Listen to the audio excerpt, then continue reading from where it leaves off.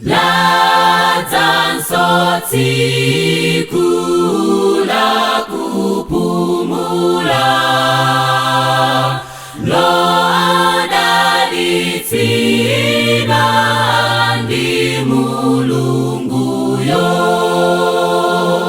iye napuma ntchito zakezo ndipo afuna tipumulenso.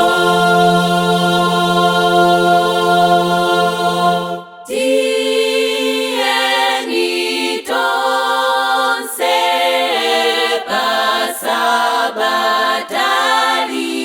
pasabatali timvere tukufuna kwakeko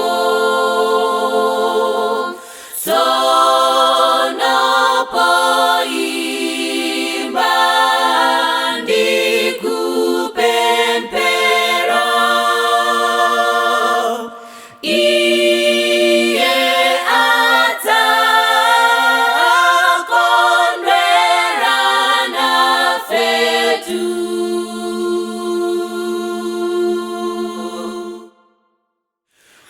Mbuye muchere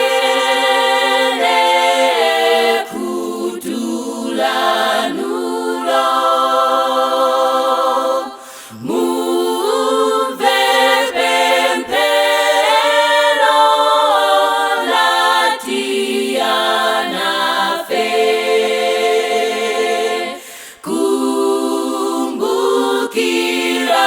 kumbukirani lonjezanolo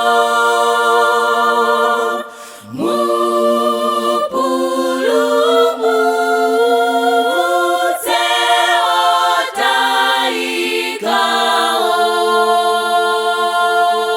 otaikao.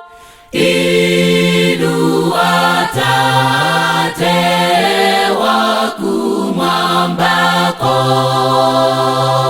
ndinu wakutitchinjirizafe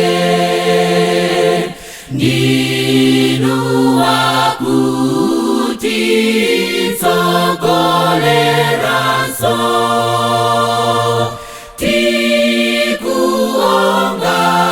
tikuongani nthawi zonsezo.